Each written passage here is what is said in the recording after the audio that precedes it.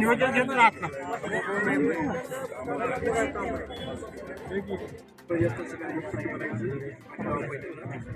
नारायण नमः ओम माधवाय नमः ओम गोविंदाय नमः ओम विष्णवे नमः ओम मधुचंद्राय नमः वामनाय नमः ओम श्रीधराय नमः ओम ऋषिकाय नमः ओम कृष्णाय नमः ओम आदित्याय ब्रह्मके गौरी नारायण नमस्ते सर्वदा सर्वकार्येषु नास्ति मंगलम् येषां हृदयस्थो भगवान् मंगलाय तनमर्य तदेव लग्नं सुदिनं तदेव ताराबलं चन्द्रं नारिकेल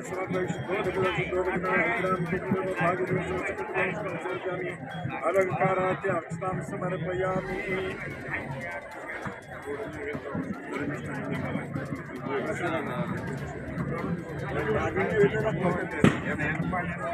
यह स्मरित विसुप्ति पूजा द्रव्यानि संप्रोक्ष आत्मनं च प्रक्षेत ओम गुरुर्ब्रह्मा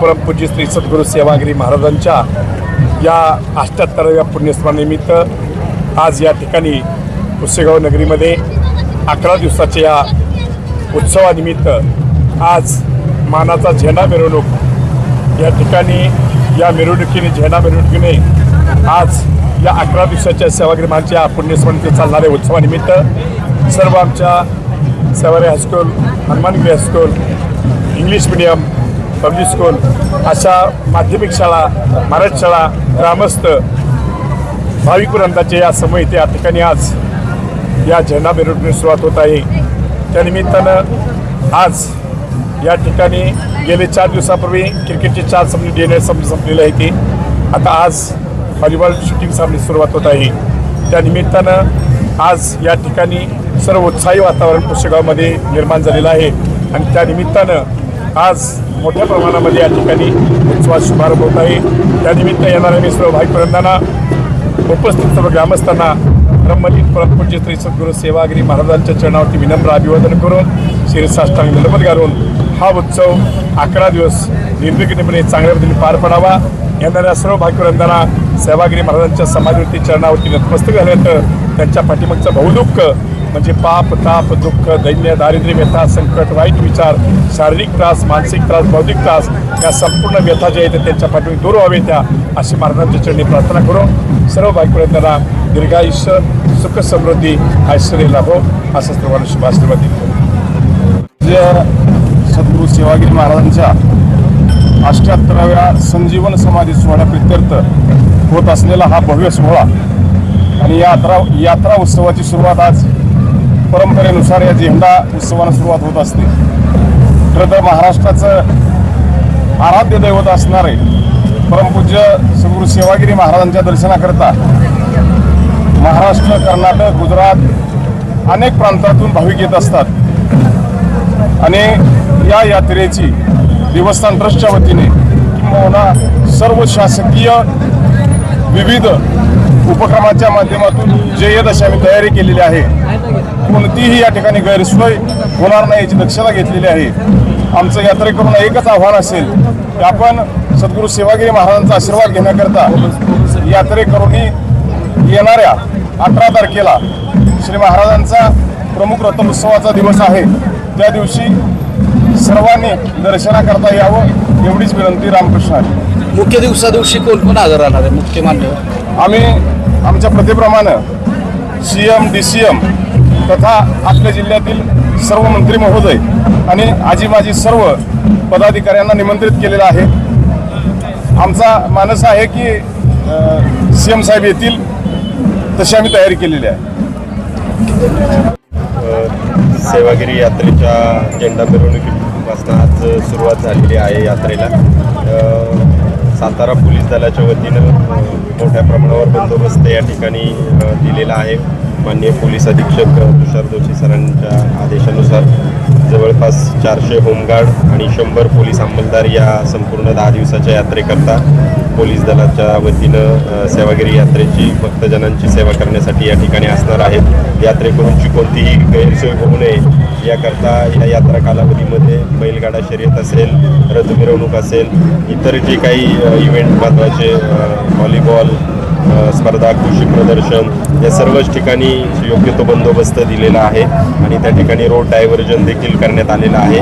नागरिकांना मी आपल्या माध्यमातून आवाहन करू इच्छितो की सर्व नागरिकांनी प्रशासनाला सहकार्य करावं. ज्या हेवी व्हेकल आहेत त्या या यात्रा कालावधीमध्ये 10 दिवस आपण या रस्त्यापासून रोड डायव्हर्जन केलेलं आहे, तर त्याचं देखील सर्व नागरिकांनी पालन करावं आणि प्रशासनाला सहकार्य करावं. धन्यवाद. यात्रा असते त्या यात्रेच्या निमित्ताने आज सुरुवात झालेली आणि संपूर्ण सातारा भागातील त्यांचे प्रसिद्धी आणि सर्व या परिसरातील भाविक भक्त इथे येतात.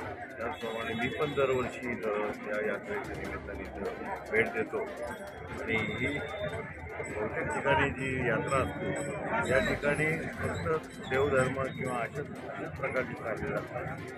यात ही यात्रा नेहमी वेगळी, कारण इथं चांगले उपक्रम इथे घेतले जातात. शेतीच्या प्रदर्शनाच्या असतील, कुस्त्या असतील, बैल बाजार असेल किंवा जे शेतकऱ्याचे उपयुक्त असते या दृष्टीने ही यात्रा घडवली जाते आणि अतिशय चांगल्या प्रकारचा या सातारा भूमीत ही यात्रा होते. त्याची आज महाराजांच्या हस्ते शुभारंभ झालेला आहे. मी या शुभेच्छा देतो.